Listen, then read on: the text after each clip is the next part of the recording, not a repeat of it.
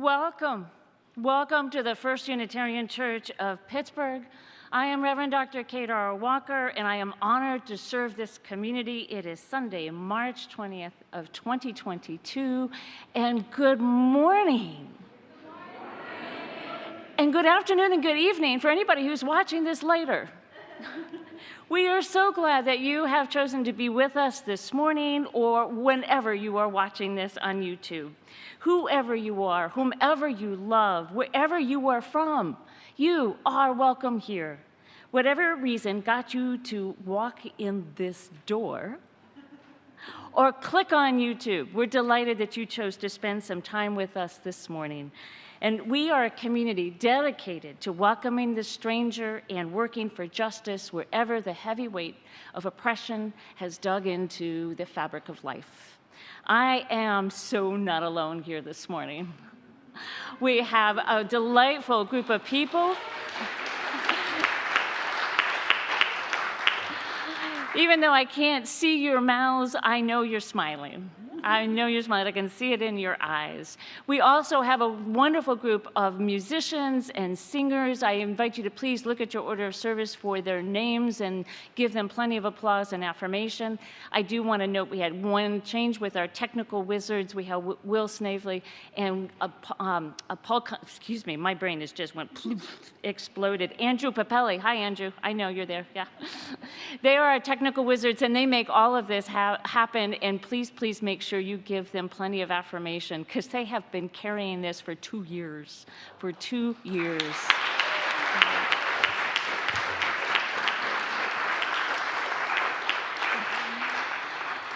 So on behalf of that team and all of our musicians and our ushers as well, thank you. Thank you all.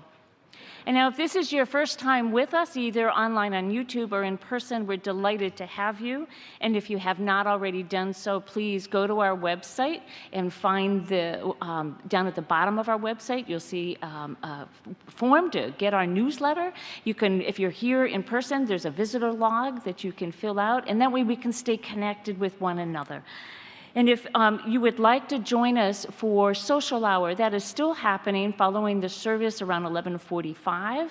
It's going to be hosted from here. And if you would like to get a link for that, it will be hosted on Zoom. This is just a Zoom social hour, folks, sorry. And you can just send an email to firstunitarianpittsburgh@gmail.com. That's one word, firstunitarianpittsburgh@gmail.com, and you'll get an auto response with that Zoom link. And you are welcome to socialize on Zoom. I am absolutely delighted for those who are here in person. Yes, you can sing. You can sing out loud. Let the Lutherans down the street know us, that we're here. Let the Jewish in the community, let's not disturb the Quakers, but do let them know that we are singing again. Please stay masked, though. Please stay masked, but let the word out. And I'm assuming everybody at home that you've been singing all this time, right?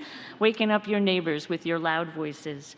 We are still prohibiting eating and drinking, so social hour is still limited to just face mask on. You're welcome to eat and drink if you step outside in the rain. So I invite you now, take a deep breath and arrive. Arrive in body and spirit. Come together with community, and however it means for you in a time of worship. Be present in this time and space. Picture yourself connected to one another here in these pews, and those who are at home today and in the future. We are worshiping together. We turn to our chalice, the symbol of our Unitarian Universalist faith. And I invite you to let this flame kindle within you an intense curiosity to explore and expand your perception of this universe. As we explore in our theme of the month, abundance and inequality, think about the abundance of the universe, of the galaxies, and what that calls us to perceive, and how our perceptions should be shattered again and again. Welcome, welcome to you all.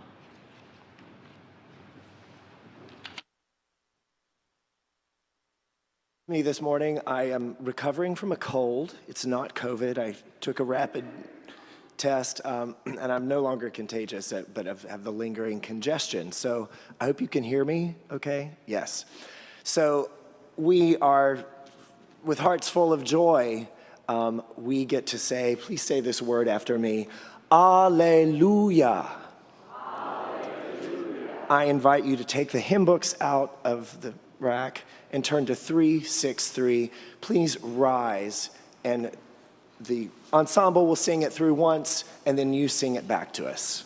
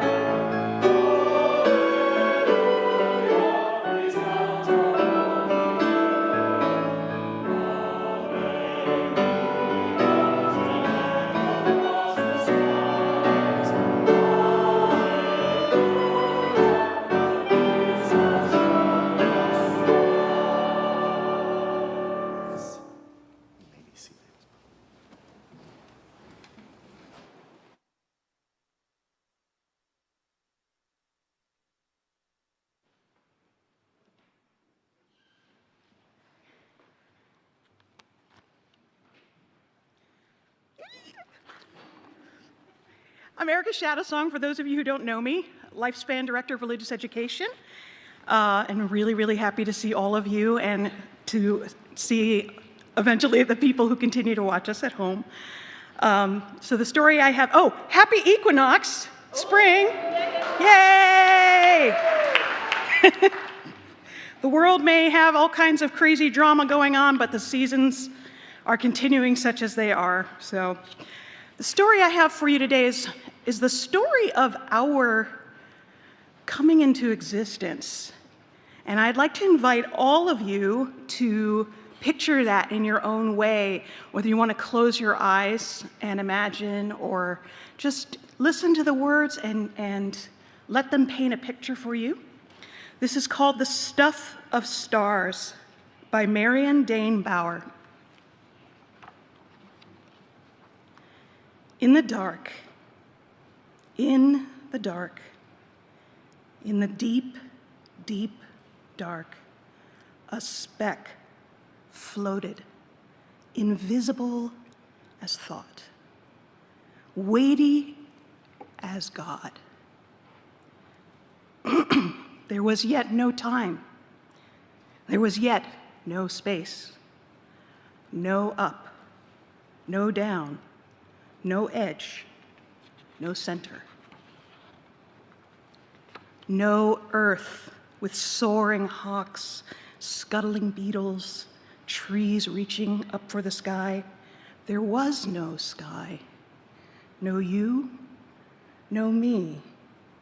Only the speck, waiting, waiting. And then the beginning of all beginnings went bang. And in a trillionth of a second, our universe was born. A cloud of gas unfolded, unfurled, zigged and zagged, stretched, collided, expanded, expanded, expanded. Bits bumped, gathered, fused, and throughout the cosmos, stars caught fire.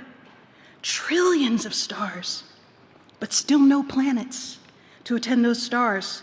And if no planets, no oceans, no mountains, no hippopotami. No violets blooming in a shady wood, no crickets singing to the night, no day, no night.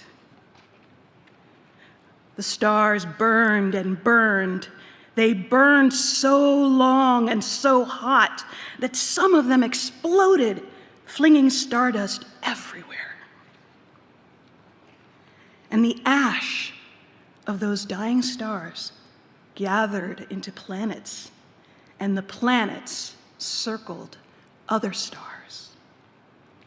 But still, no bluebirds, no butterflies, still no snails, no giraffes, still no you, no me. The planets closest to their stars stayed very hot. The ones far away grew very cold.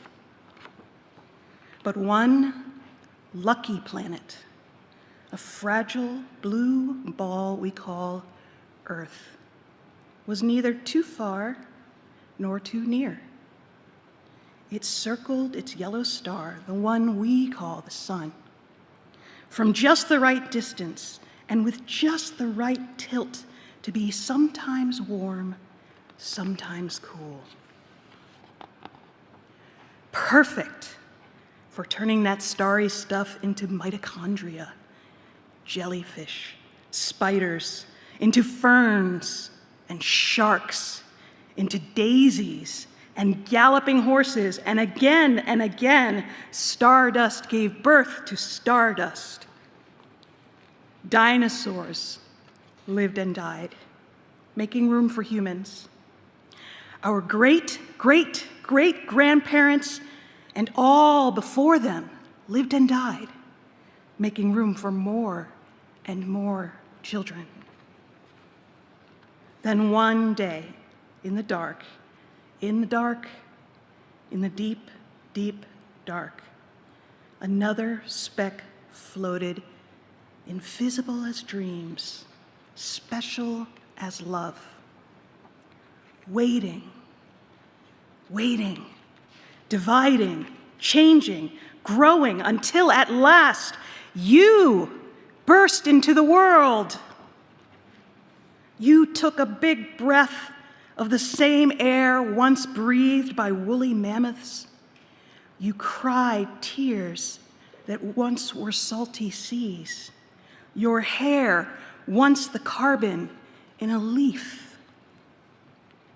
You and the velvet moss, the caterpillars, the lions, you and the singing whales, the larks, the frogs, you and me, loving you, all of us, the stuff of stars.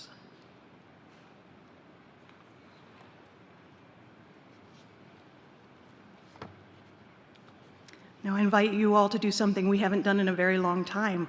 We are going to sing as the children leave and go to our activity.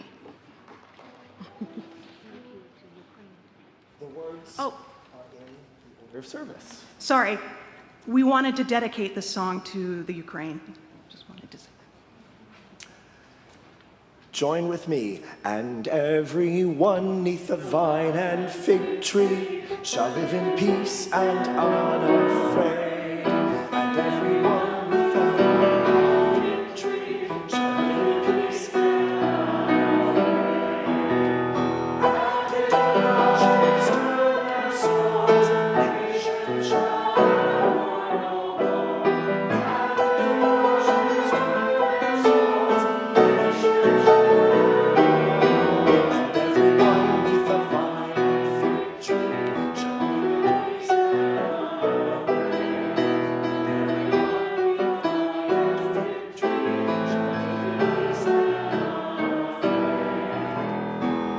And nations turn their swords, nations shall war no more. And nations turn their swords, nations shall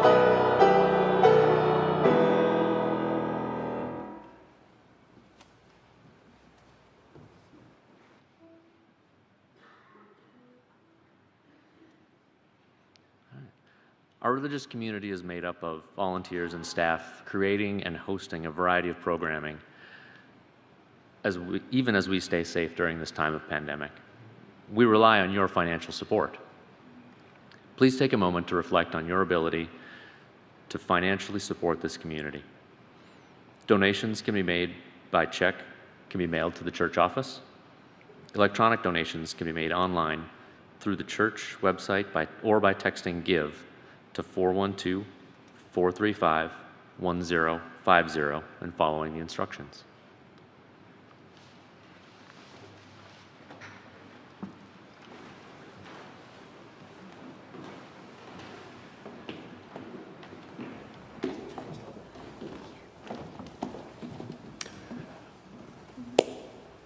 This is a special treat for you this morning.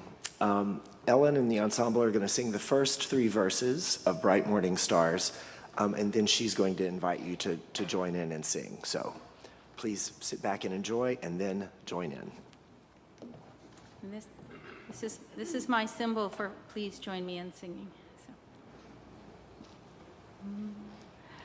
Bright morning stars are rising.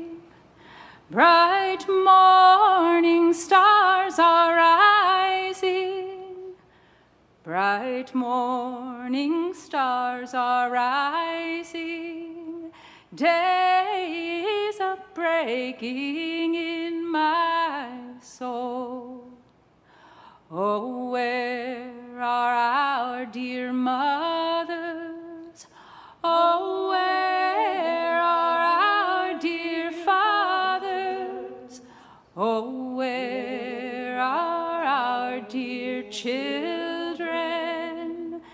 Days of breaking in my soul.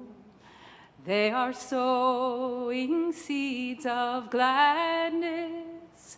They are sowing seeds of gladness. They are sowing seeds of gladness. Days of breaking in my soul. Oh, where are our dear loved ones? Oh, where are our dear loved ones? Oh, where are our dear loved ones?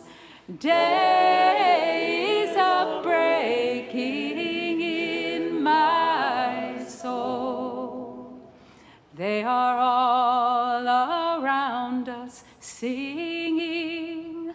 They are all around us singing. They are all around us singing. Day is a breaking in my soul. Bright morning stars are rising. Bright morning stars are rising. Bright morning stars are rising. Day is a breaking in my soul.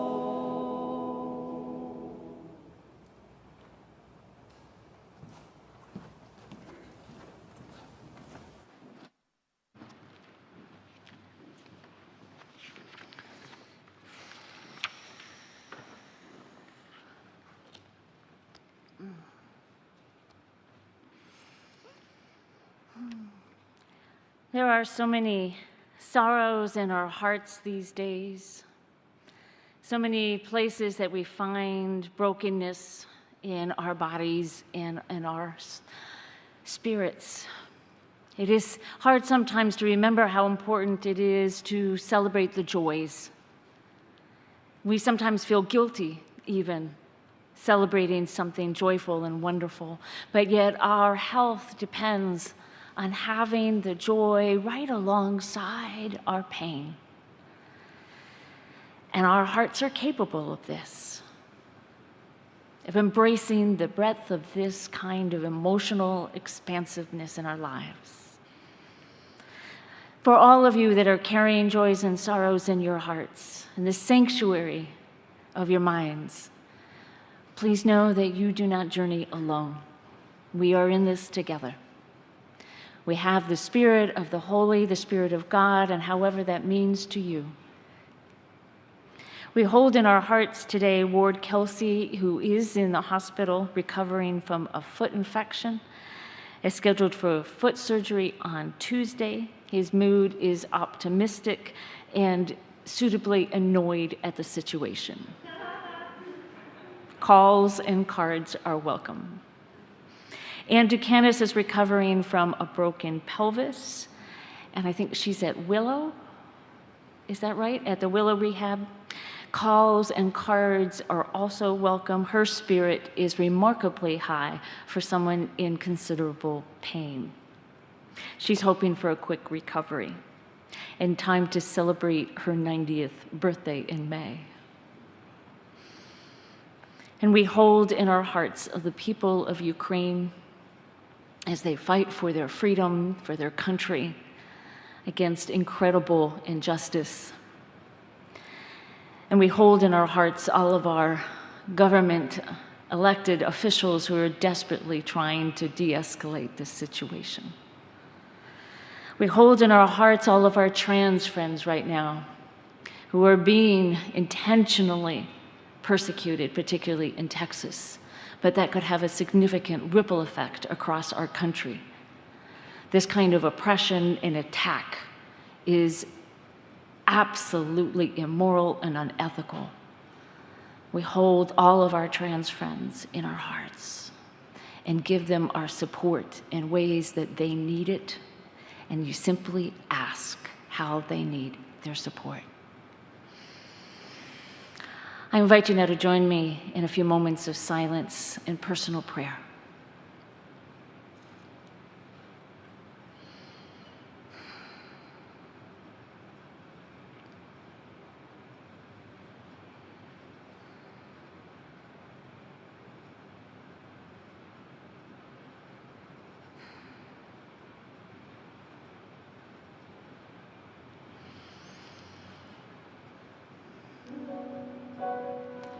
Spirit of life and love, Spirit of the Holy, give us sustenance and strength and resilience. the God of many names who has been with us throughout the ages in so many forms, we ask that you give us a sense of commitment and strength as we fight against oppression again and again. In all the ways that our society is being unraveled with hatred and oppression, with racism, with ableism, with sexism, with attacks against our trans siblings, with attacks against sovereign countries. Spirit of life, remind us the commitment of injustice and that our words matter. Give us clarity of the vision we hold on the hill above and beyond, where all can live with freedom and liberty and equality. With every breath, remind us of our preciousness. Every breath, remind us of the gift of life and love. Again and again, let love hold us strong and resilient. Blessed be, and amen.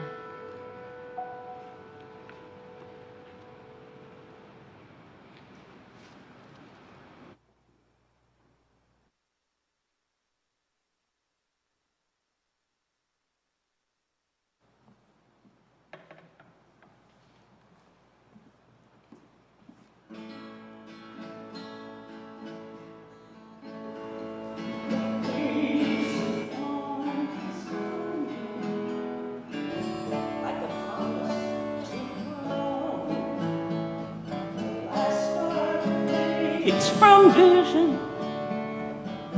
The night is going down, and another day is dawning, with a chance to right my wrongs. Another sun is urging me to sing again my songs. What peace there is in knowing that once in every day comes a chance for new beginnings, to start out a different way. And today is making it happen. Today is living my dreams. Today is climbing the rainbow by stepping on sunbeams.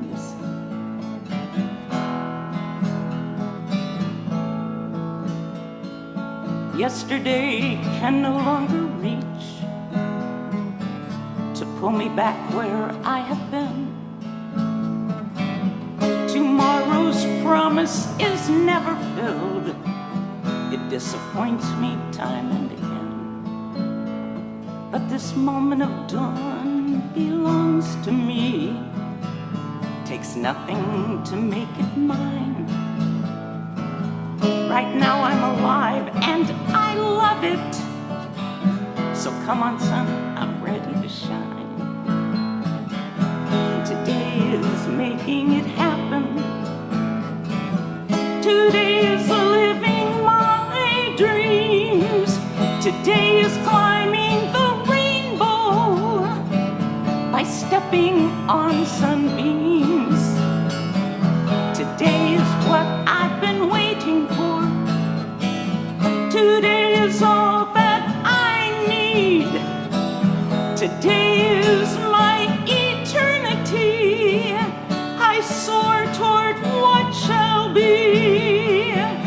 Today is our eternity. We soar towards what shall be.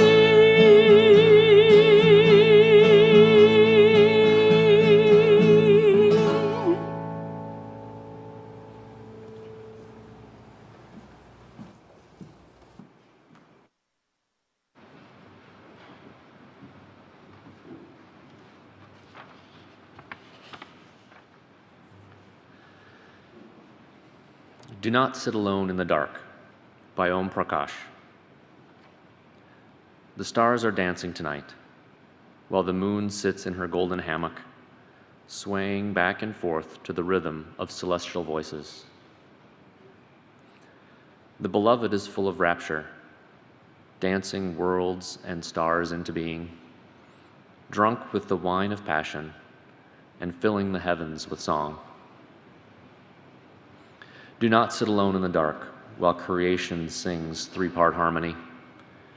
Dance, my friends, dance wildly, sing joyfully, fill your heart with the beauty of the beloved as the boulevard turns your soul tonight.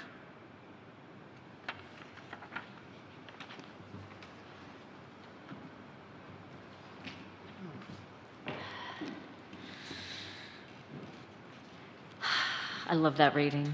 Thank you, Kate Snow, for your beautiful music. The philosopher and adventurer Calvin, of the great partnership Calvin and Hobbes, was quoted just this morning, free to roam the heavens in man's noble quest to investigate the weirdness of the universe. And that's exactly what Calvin was engaged in doing, investigating the weirdness of the universe. There you have it, the noble quest to reach out to the stars, even if the point was to escape math class. I can imagine Calvin hanging out with Huckleberry Finn, with Mark Twain's words, "We had the sky up there, all speckled with stars, and we used to lay on our backs and look up at them and discuss about whether they was made, only just happened."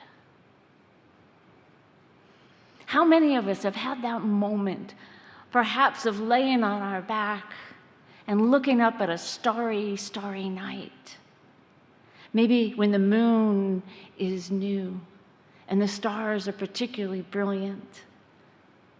I had my favorite night with that in the Utah high desert, with the phenomenal brightness of the stars and the galaxies.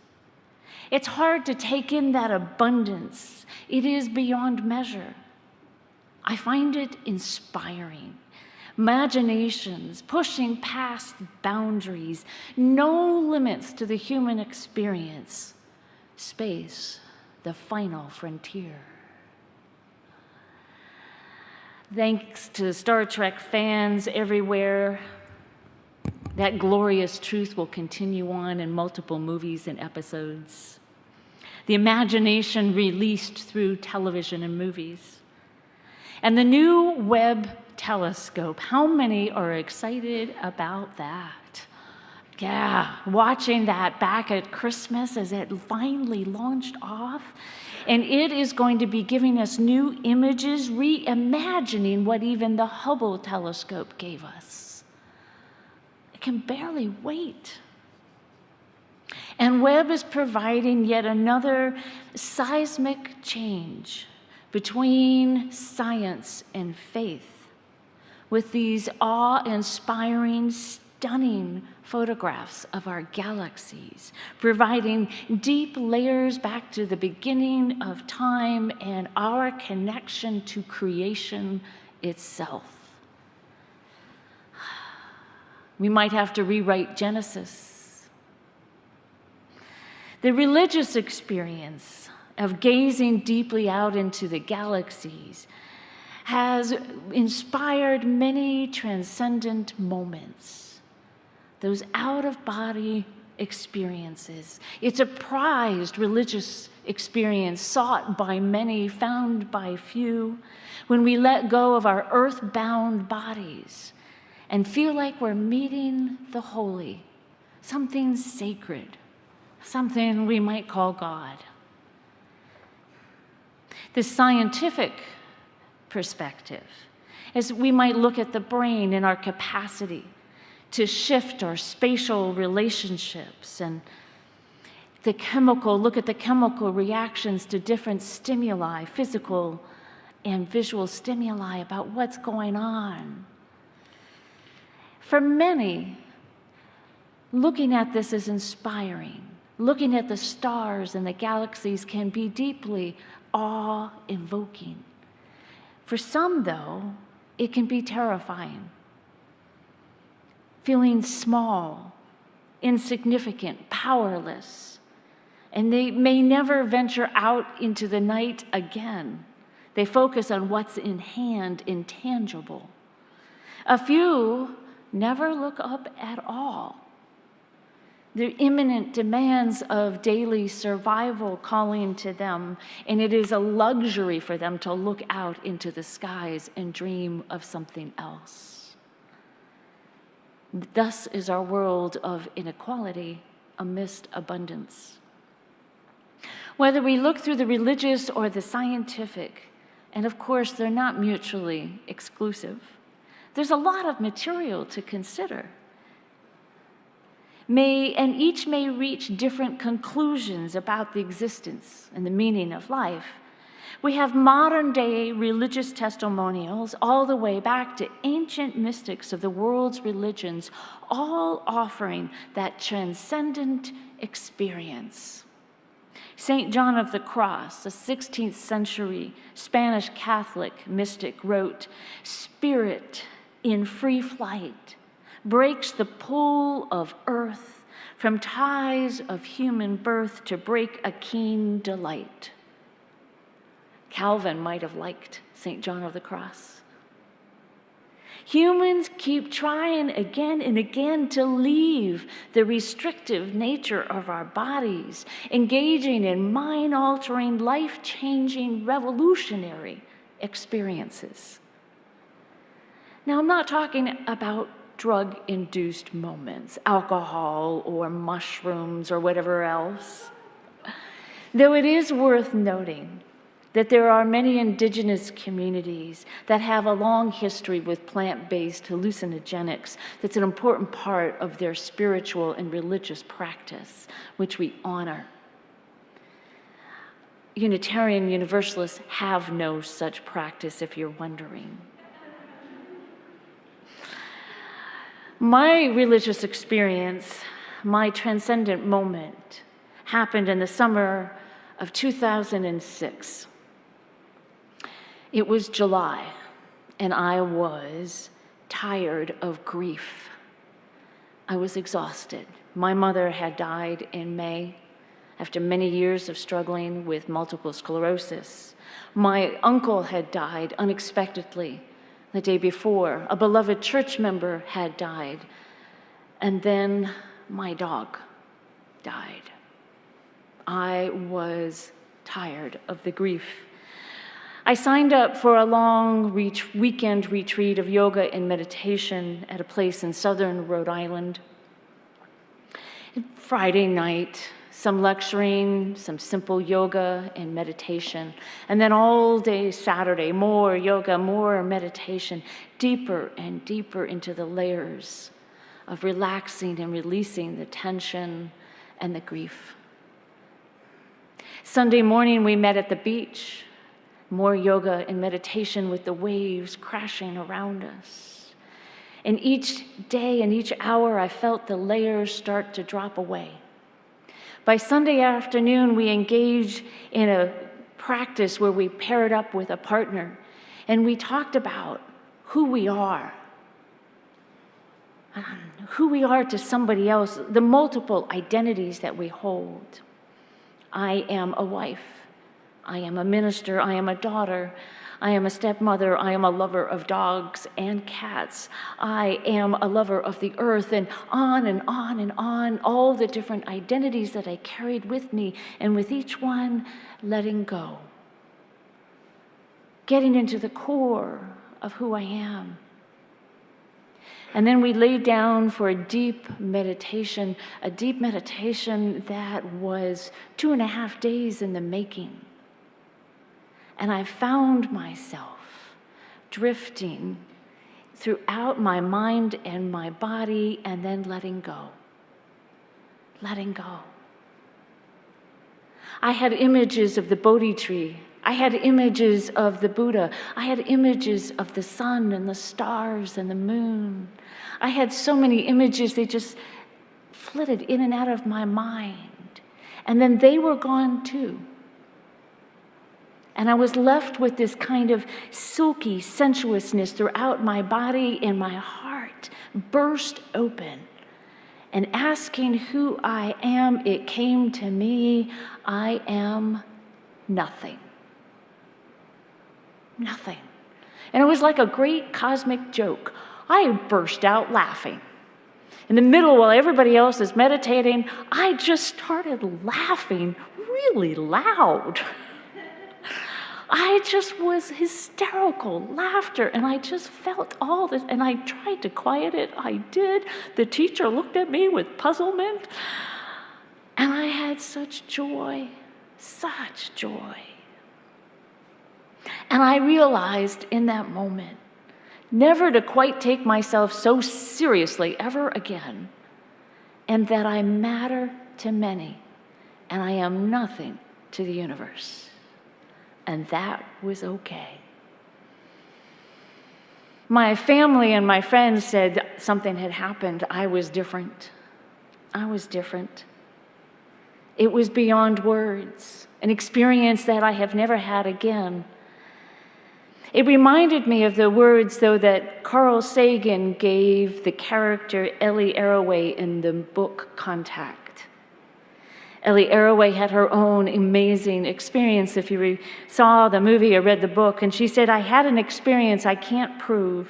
I can't even explain it, but everything that I know as a human being, everything that I am tells me that it was real. I was part of something wonderful, something that changed me forever. A vision of the universe that tells us undeniably how tiny, how insignificant, how rare and precious we all are. A vision that tells us we belong to something that is greater than ourselves, that we are, none of us are alone. End quote. Do I need to explain my experience? No. I have no desire, I don't need to. But I'm able to accept it as my body's capacity to transcend my limits. And that's actually the point of being alive for me, and I hope for you, to push past our limits again and again, whether they're real or not, just to keep pushing past in the name of evolution, the mission in life. And it has been for billions of years, and hopefully for a few billion more, about pushing past to transcend our limits. Not sure we need to ask why, but we do, because that's who we are. Why? Well, where do we fit in? That's part of the religious and the scientific quest. Actually, the scientific quest is the how. In religion, we like to ask why. I pay attention to Stephen Hawking. I suspect you do too. He had something to say about the why and the how. He was a brilliant man who perhaps had special reason to transcend his wheelchair-bound body. As he said, I still believe the universe has a beginning in real time at a big bang. But there's another kind of time, imaginary time, at right angles to real time, in which the universe has no beginning or end. This would mean that the way the universe began would be determined by the laws of physics. One wouldn't have to say that God chose to set the universe going in some arbitrary way that we couldn't understand. It says nothing about whether or not God exists, just that he is not arbitrary. Not arbitrary. The universe is not arbitrary. There was a moment There was a moment when energy hung on to some filaments and mass coalesced, and we had one heck of a storm of the beginning of creation. It was not arbitrary. It's been there all along, billions of years, calling to us so much time, but calling to us, inviting us to expand beyond our perceptions. I've tried to find that experience again. I've tried to recreate it. I have not had any luck. It was those circumstances, that time, that moment. But they do arrive for many, many others. Sometimes beckoned, sometimes unexpected, sometimes cruelly. Dr. Jill Bolte Taylor, you may have seen her testimony on YouTube several years ago. She had her experience arrived in a cruel way when at the age of 37 she had a stroke. Shut down the left hemisphere of her brain where language and reason exist. And the right side was left to operate on its own with intuition, subjective thinking. And she found herself with a deep inner peace and at one with the universe. Something that changed her forever. And it wasn't so much about the stroke. She was cognitively aware of what was happening. She's a neuroscientist. She knew she was having a stroke. At the same time, she was having a spiritual, transcendent experience. Religion and science coexisting in that moment for her. It's consistent with all sorts of reports where people talk about across the ages and across cultures of being at one with the universe, strong emotions, feelings of euphoria.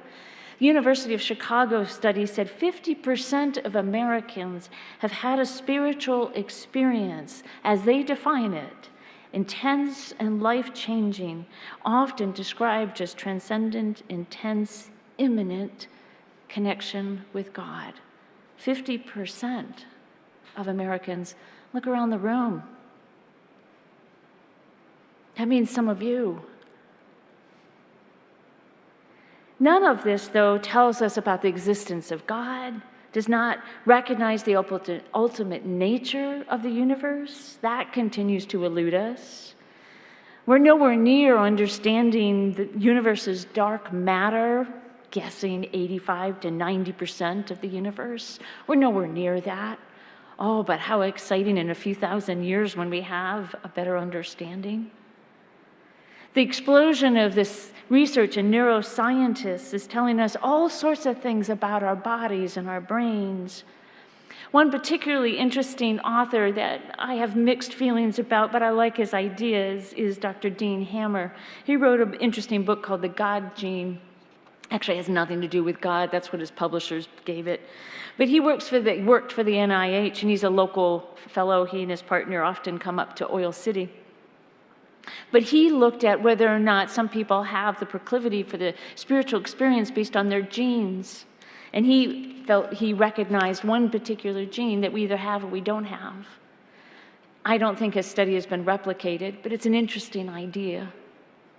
And then there's Andrew Newberg and Mark Robert Waldman. They've been doing some research.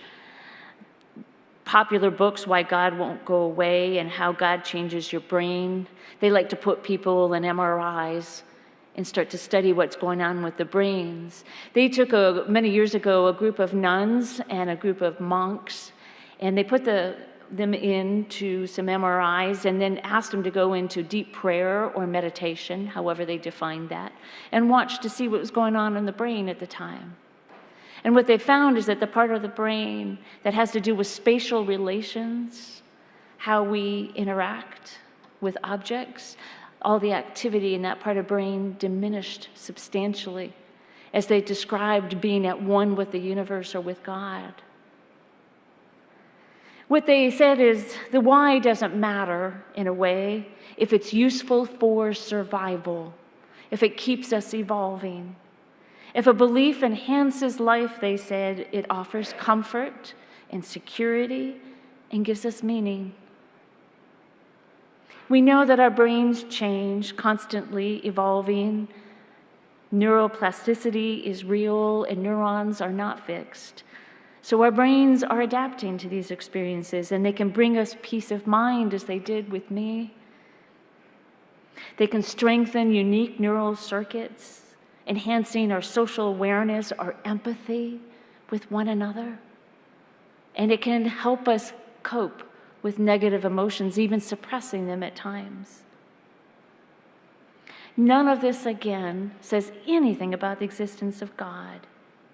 But God is often given the narrative, the reason why for some people.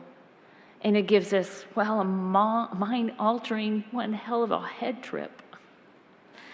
Newberg and his colleagues, of course, asked that proverbial question, perpetual question of the chicken or the egg. Did our brain evolve to perceive and experience God because God was pre-existing?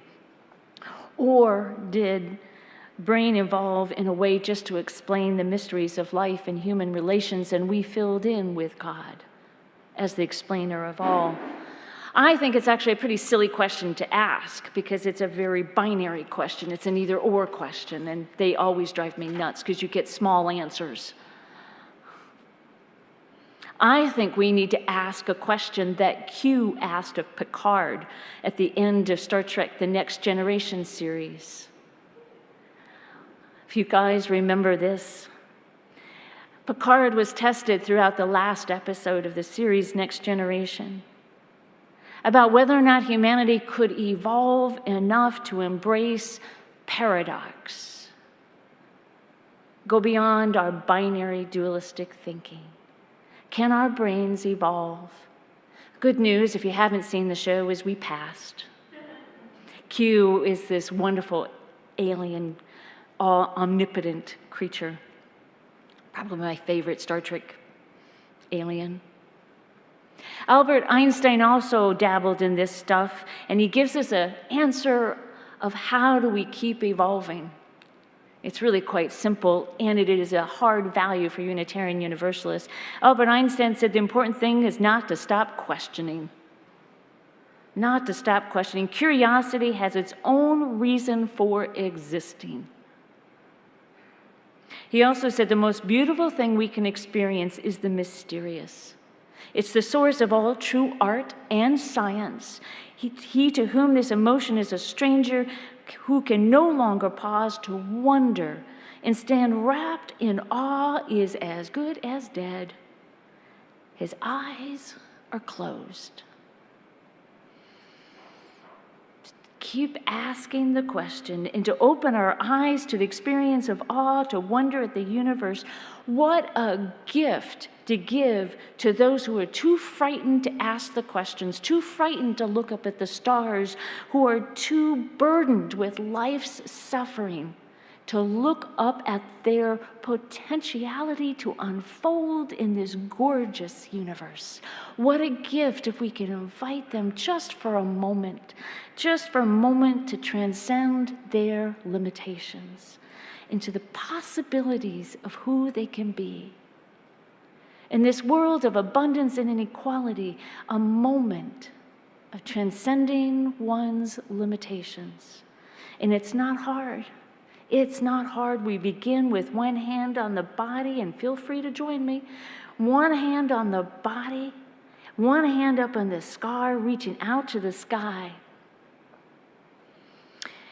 We are part of the universe. Every atom in our body came from a star that exploded. We are stardust.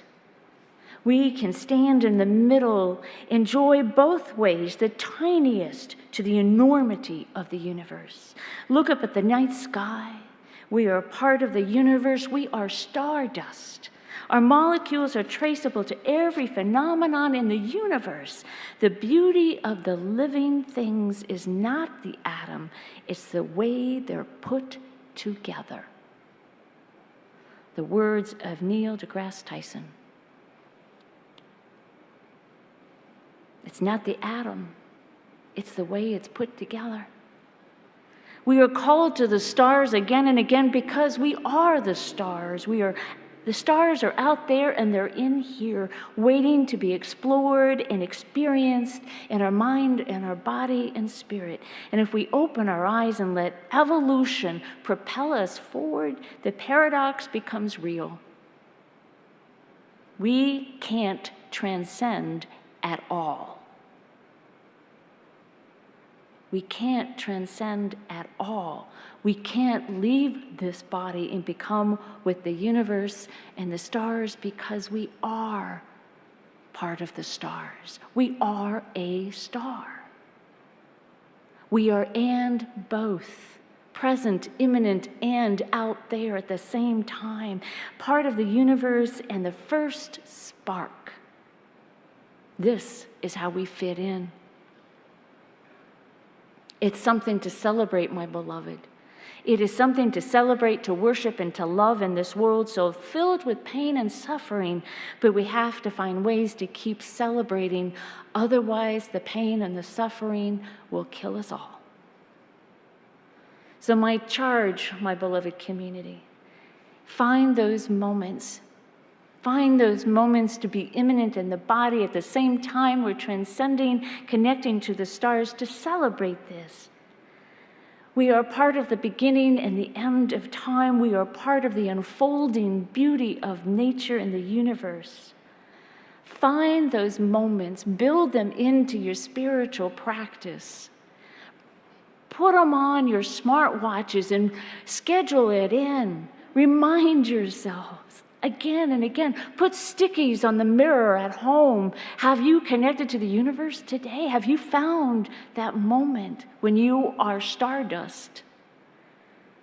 And when you're out there, expanding and pushing those limits, ask yourself, who are you? How do you fit in? They're good questions. May it be so. May it be so. Amen.